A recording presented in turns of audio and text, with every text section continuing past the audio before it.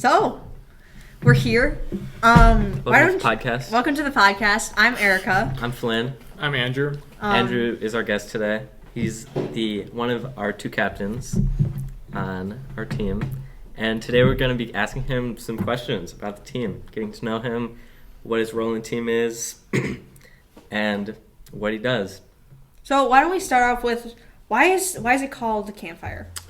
So we got the idea from Basecamp. It's the website we use to kind of communicate between the teams. We put all our stuff on there. It's just a really easy way to organize. And the chat room for that is called it's called Campfires. And because we're robotics and first robotics and regular robotics, we're like robot campfire. It just kind of stuck. But yeah, our last year captains, which is the student leads, decided to call it Robot Campfire, and we just rolled with it, and it worked out really well. So that's why it's called Robot Campfire. And one of the things I like about that is we have a system where students can create their own artwork. We have one student, our programming lead, that loves to get creative with it, and that's presented to the whole team at the end of every meeting, which is a great way for people to express their creativity in other areas that they might not be involved in on the team. Right, definitely not something that every team has around. It makes us a little bit different. Why don't we go to, why did you join robotics? I personally, I'm going to go back a little bit and say like where I got robotics from. My sister said, hey, I thought you would really like this club. She introduced me to Red Robotics. She went to this school. I decided to join my freshman year because I thought like, oh, that sounds pretty fun. And then I just kind of really got into it, and it really just blossomed into something where I really like it a lot more now. So it's a journey along the way of the 4 years I've been here. So Why did you join robotics, Erica? Well, I joined robotics because my sister was the captain, and it kind of just grew from there. Flynn, why did you join robotics? I also have about the same reason. Both of my brothers were deeply involved in the team. They're both captains at one point. Now they've gone on and graduated. But I had to fill their shoes. I had to be better than them. So I'm now the business team lead. We're building it up to the top. We're going to get there. I'm going to make the team better than they ever did. Brotherly love. Of course. Brotherly competition. Yeah, more like competition. Good old competition. So describe like the season. So I know you have preseason and then build season. Is that right? Yes. So there's preseason, build season, and something we introduced last year was off season. So preseason, it's just to get like kids that are not acclimated to the actual robotics side to get like more in-depth reasoning or teaching on CAD or more in-depth reasoning on like manufacturing stuff and stuff like that. And like, let's say for business stuff, they get to learn how to do this podcast or stuff along those lines and learn how to do technology like that. But also leading into like build season, that's pretty much what preseason was for, just to make sure build season goes perfect and you don't really have to per se teach them as much. So build season, we prototype first. While we watch the kickoff video, we kind of spit out some ideas. We prototype those ideas that we really like, and then we start designing them, build them, and assemble them. So, I mean, obviously really simple, but that's what we do. Yeah, I think one thing I really liked this year was kickoff because we got to intermix with a bunch of different teams, and I really didn't know anybody besides people on business team. So branching out was fun. I met AJ. And he was my section lead. He's interesting. He was fun. Why don't you tell us what, like, I'm on business team. I don't really know what goes on around everywhere else. So why don't you tell us about the other teams? Yeah, I'm going to go in alphabetical order. Business team does the business stuff. They do all the, like, background stuff. They make sure our competitions go all right. They make sure that we have outreach like this. Then going down the line, design team. Self-explanatory, they design, but they use the software Fusion 360, and they argue a lot, but they do design. And then they make sheet sets for our manufacturing team, which also self-explanatory. They manufacture.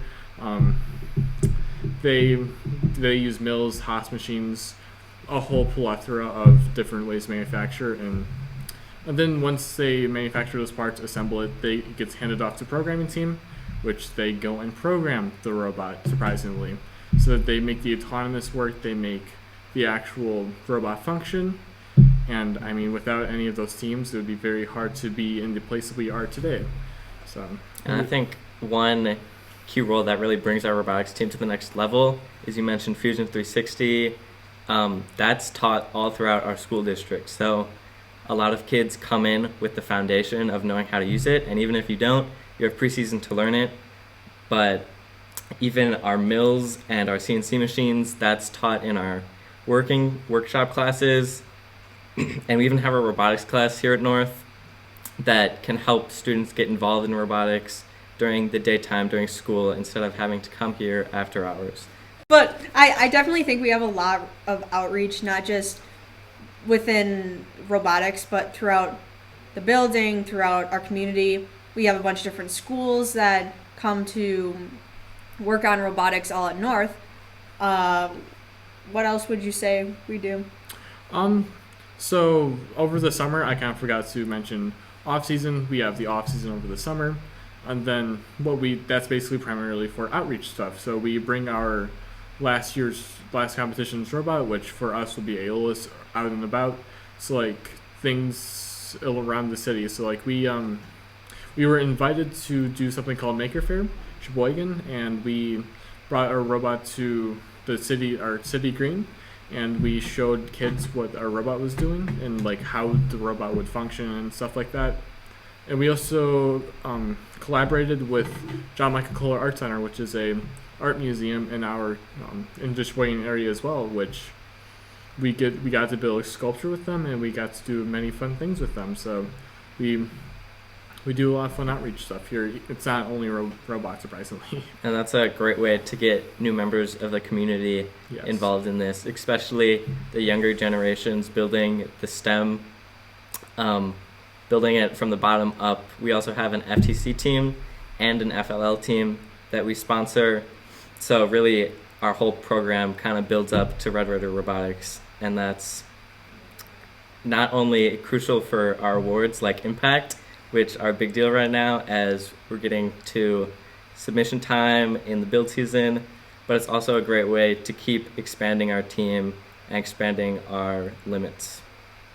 Yeah. So you said you've been on for 4 years. This is your fourth. This is actually my third year, but I took an off year during COVID because I was overstressed. It's COVID. Yeah. No, I get it. Excusable, but yeah. So why don't you tell us about your favorite memory that you've had on robotics? I would say my favorite memory probably sprung from last year when I was in the design team. It's not really a fun memory, but it'd be my favorite one just because I got to redesign and do a bunch of math stuff for our intake for our current robot, which for people who do not know, our intake for last year folded out over our bumper, and the math for that messed up. So I was the one that redid all of that, and I had a lot of fun doing that and presenting to sponsors about that, and I thought that was a really fun experience that I had. Talking about the intake, just expanding on that a little more. Yeah. What specifically is an intake? What is the job? How many? I know there's over the bumper, there's under the bumper. Yeah. Sometimes there's like holes in your chassis. What are all the benefits, and like how does one team decide to choose which one? So what we decided was to do an over-the-bumper intake because we decided early on to have a complete chassis, but the advantages to having an over-a-bumper the intake is to like have a more structurally stable bumper, or structurally stable chassis rather, and to not have as much flex, because like you can lift up one corner and it can move so much when it's a square, but if you have a U-shape, that corner will lift up a lot more. And so essentially what normally happens is teams have something that folds out to actually grab the ball off of the floor and use the bumper as part of the intake. So, but then like there's something also called through the bumper, which they have a cut in the bumper, so it's a U-shape. And then traditionally the chassis is also a U-shape, but you normally would drive up to the ball or whatever game piece it is, like this year's square and cubes, but you would drive up to it, pick it up inside of your robot, and then manipulated that in whatever sense. Like for this year, we've seen Robot in 3 Days use a bunch of like through the bumper intakes, which they just have a U shape to drive up, pick it up with their manipulator, and then they do whatever they want with it. So I mean, there's advantages to both, but what we prefer, at least from 2019 forward, was to use a over the bumper intake. I mean, you have so many options for everything. You might as well try them all. Yeah. But I'm sure there's a lot of like issues that go on between like, hey, I want to use this intake. Yeah, you mentioned the design team fighting a lot. Yeah, why don't you talk about how you manage that conflict? So traditionally, how we manage that conflict is to kind of, I wouldn't say argue over it, but I would probably more likely debate over it, is saying like, hey, this is the advantages to this system, and this is why we want to use this system. Or otherwise, other people would say, this is why we want to use this system instead of that system. And they kind of start, I guess, just debating over it instead of arguing over it and saying, no, I'm right, no, I'm wrong. So we also integrate gracious professionalism into it and make sure that all of the teams are all right, and that they are, all the people are all right, and they don't like start fist fights over stuff. So we also use inspiration from Robot in 3 Days and see what they did, because we can't prototype as fast as they do, unfortunately. So we see like, hey, are they using this system, or see like if they are having a complication with using this certain system. Like for instance, early in our season, we wanted to use a intake, but we couldn't really get over the idea of using an actual intake. So we used around 3 days, and we saw a lot of them were starting to get jammed. So we decided to get away from intake for this upcoming year. And when it all comes to all the ideas are out there, is it a captain or a lead that makes the decision because they have a bunch of knowledge over their years and struggles of prototyping and failing, so they know what's best? Or is it more of a vote where everybody who has an opinion gets their say? So it depends on the subsystem, but most of the time, for smaller things, it's a captain preference. But if it's like something major, like an intake system or something like that, it's traditionally like a unanimous or a vote system, just to make sure that everyone's on the right page, because sometimes captains aren't always right, and we can't admit that. So, yeah. It's okay. It's human error. Yes. I never admit when I'm wrong, because I'm never wrong. But so let's move on to during like the actual season. You're building up for this main competition season. So what is your time period look like throughout build season? So our time period for throughout build season traditionally starts out with about like the first week prototyping stuff, and if it goes over that, that's kind of a complication. But we traditionally use the first week and a half to prototype stuff, and then once that prototype is traditionally done, they go into CAD and they make sure like, hey, this does actually work mathematically, and like this can work. So they start CADing it up. They make sheet sets of that. That will take about 2.5 weeks, depending on how complicated the system is. Sometimes it only take like 3 days. We unfortunately are not that fast, but sometimes it does. And then from there, they create sheet sets. They send them out to manufacturing team. They manufacture them and assemble them. Manufacturing process to actually get it all on the robot will probably take about, I'd say, approximately another 2 weeks. And then by that point, we have a like a week 0 competition. It's Sussex, Wisconsin, which is just a scrimmage. It's not an actual competition, but we have a scrimmage in Sussex that we traditionally try and plan to have the robot done by. So that gives us a approximately 6 week leeway to actually finish the robot entirely. And how important is that Sussex competition for our team to know, oh, this sucks, let's totally redo it, and this is great, and like even strategy, working with the other teams on our alliance to know what works by the time competition comes? Yeah, so Sussex is, for us, is the first time we actually get to see other in-person robots. It's the first time we get to see a plethora of other robots and other teams that we really like. It's a really fun experience, and like you said, it gives us a opportunity to look into like what systems does work, what we want to rework. Like for instance, last year we realized that our shooting system is probably as good as it was going to get with the current design, so we kind of just kept it from there. If it's not broke, don't fix it. Yep. And that's when we actually realized that we had to redo our intake system because it just simply wasn't working then. So yeah, Sussex is really important for us, and I think it'll never not be important for us. Mm-hmm. So when you go to competitions, why don't you walk me through like the day that you have? Like I know there's different things like pits and timing and everything. Yeah, so it depends on the job you have. So like you can be like an audience member, you can just be a general member, an audience member. You can be like on drive team, you can be on pit crew. There's a plethora of things you can be. I personally have only been partially on pit crew and partially like the member or like audience member. So I can't really say what the day-to-day would look like for a drive team member, but I guess maybe a future podcast can. Yep. So, but I would say that for an audience member, you just sit down, you get to cheer on, you get to like watch your robot and just have a bunch of fun. If you're in the pits, it's a little bit more stressful, but you have to kind of make sure everything is up to date. You go through a whole checklist. You get to go through all of these things and make sure that the robot is up to date and make sure the robot is good to go for the next round that we have.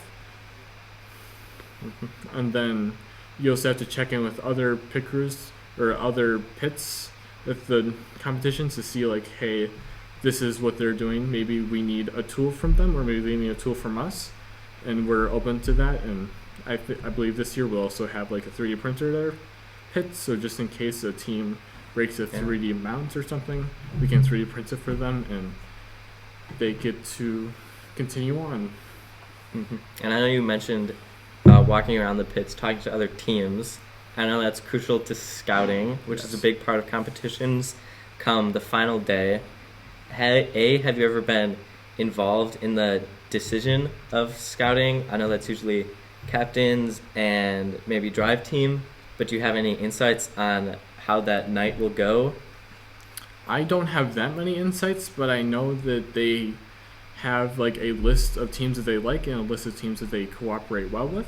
And I know that they sit, like the captains sit down with drive team rather, and they said like, hey, these teams seem really nice. They seem like we synergize with them a lot. They are really good with everything they do, and overall they just kind of deliberate and come to a general consensus of like a top 5, or I don't know how big the list is, but they come to a general consensus of maybe 10 teams, and that's pretty much all they do, to my knowledge. And I know finding what parts your robot does really well and what part another team's robot does really well, so you have a great cohesive alliance, and maybe one team can play defense really well, one team can hit the top rung climbing and get 15 points. So to find that balance of what your strengths and weaknesses are and how to fill the voids with other teams is a crucial part. Yes. And I know that you've done scouting in the past. What insights are you taking? Are you looking at one specific robot the whole match? Are you looking at an alliance? And if you are looking at one robot, are you looking at how many points they score, from where they score, all that stuff? So what we try and do is we try and have a general consensus, and like we try get an overall feel of what the team does. So like an audience member would look at a certain robot and like they get tally mark for how many times they've shot, or like how many times they've shot and scored, or like what they can do in autonomous and all this stuff like that. So the audience member keeps track of one robot each match. It's traditionally on a shift, so you don't do it all, I don't know, 8 hours of a competition, fortunately. But yeah, you just look at every aspect of the game and you see like, hey, this robot does score really well. This robot is really high. This robot may be like really low placed, but they had some technical difficulties early on, so they had a low overall average, even though they are a really good team. Mm-hmm. So we do try and look at all that stuff overall. So what strategies do we use when we're trying to present ourselves to other teams? So we just try and play the best we can. I mean, we just try and be a good player, and we hope that other teams see that, like, hey, they are doing really well in this aspect or in that aspect, that they would want us on their team, and we just kind of hope for that. And traditionally, I mean, the last year we were the sixth alliance captain, so we were not chosen by other teams, but we were still a very powerful asset in those years. How does your team, like, what mark do you want to leave on the team? A really nice mark I would really want to leave on the team would be like cooperation. And this year's the first year we're introducing project managers, and it's the first year that we've done off season. It's the first year we've done a lot of things. So I feel like the mark I've made is very substantial already, but I feel like for the future marks I would want to make is like to incorporate project managers into something more, into something that I would like be appreciative of, and have them be as organized as how we were beforehand. You mentioned project managers. What was the need for project managers, and how are they different than just a normal team lead? Yeah, so before we had traditional team leads, which someone leads design, manufacturing, programming, business, essentially what would happen is that design would come up with the design, it would go over to manufacturing, and then it would go over to programming. But there's a disjunction between those three places. So we decided, like, hey, how about we have like someone be in charge of the intake for this year, or we have someone in charge of various subsystems, so like they can keep track of the part all the way up through programming and make sure that like there's cooperation and communication between all of the three teams there. Perfect. How do you balance like everything that you have? Like, I'm sure you have school, you have robotics, probably takes a huge portion of your life. How do you keep it all straight? It's a hard task, but what I do is that I don't have a first hour, and I have a independent study for robotics, so I have a lot of downtime during my actual school day. So I don't do homework at home, I do homework at school. Teachers are upset at me for doing that, but it works, so they can't get mad at me if it works. But what I do is I just make sure that all my schoolwork is on school, like separate like my school life, home life, and like robotics life. Keep them all separate and make sure they don't intermingle with each other, just to make sure that I can keep everything straight. And you mentioned the independent study first period.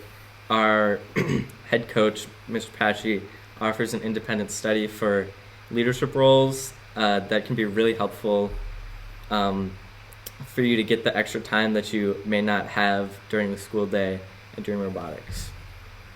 Yes. So say there's a freshman coming in and they're a little bit overwhelmed and worried. Would you say robotics would be a good thing to start off with?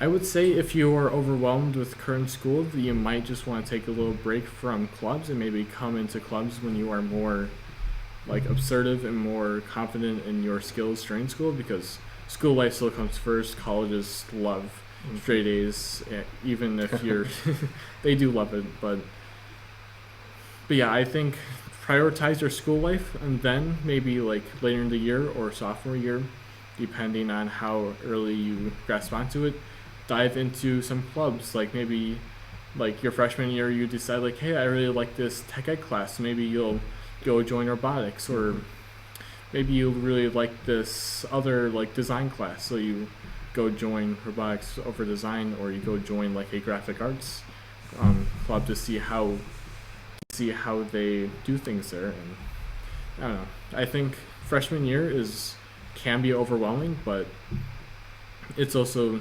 important to keep everything in line with school. And colleges also love robotics. If you've ever been to a first competition or you've watched the kickoff live stream, you know how much communities beyond college and high school value your integration in first robotics.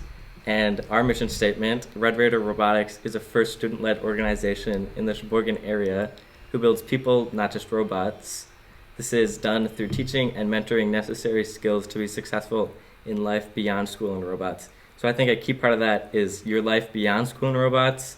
We really try to make it So you're learning real world skills, not just something that you'll use for 3 months during build season. It's a skill that you can use for the rest of your life, and that may be how to use a CNC machine, but also maybe how to advocate for yourself, how to get out into the community and make friends. I would say our team has done a really good job at not just like staying within our team, but also working through other places in the district and going to elementary schools and different things like that. How would you say our team supports inclusion? I would say it's kind of hard being in like Wisconsin, a mostly white Yeah. based area, but I feel like with the inclusion that we have, I feel like actually I'm half Brazilian, so I feel like it's fairly inclusive, even though I don't really look like I am indigenous or that I am half Brazilian. I still am. But I think overall, personal experience, that it's very inclusive, and that I at least don't experience that much segregation. But I can't talk for a lot of people because I know some of them do. But I think Robotics does have a lot of inclusion, and that it overall is very inclusive. Like, for instance, the racist professionalism, like, you treat everyone how you want to be treated, golden rule. So I feel like First Robotics overall does promote inclusion, even from a long time ago. So, And we have a great mentor network that is able to help if there are any issues. We have a bunch of great mentors on every sub team that can always help you even in your personal life, but like homework. If you need help on homework, a lot of our mentors would love to help you with simple tasks like that so you can succeed. Well, thank you for coming on our podcast. well, thank you. It's been a pleasure. Before you leave, A, do you want to nominate anybody to come on our podcast? And B, do you have any ideas for future topics? I would like to nominate Max to the podcast, the design team lead, and I feel like future topics probably would be very fun to dive into more CAD work with him and see like how experiences with him have gone along through the years and how he's developed as a CAD member. Awesome. Well, thank you. This has been great. This has been lovely. I really enjoyed sitting down talking to you. Yeah. We'll see you next time on something that we haven't decided the name of yet. Totally official.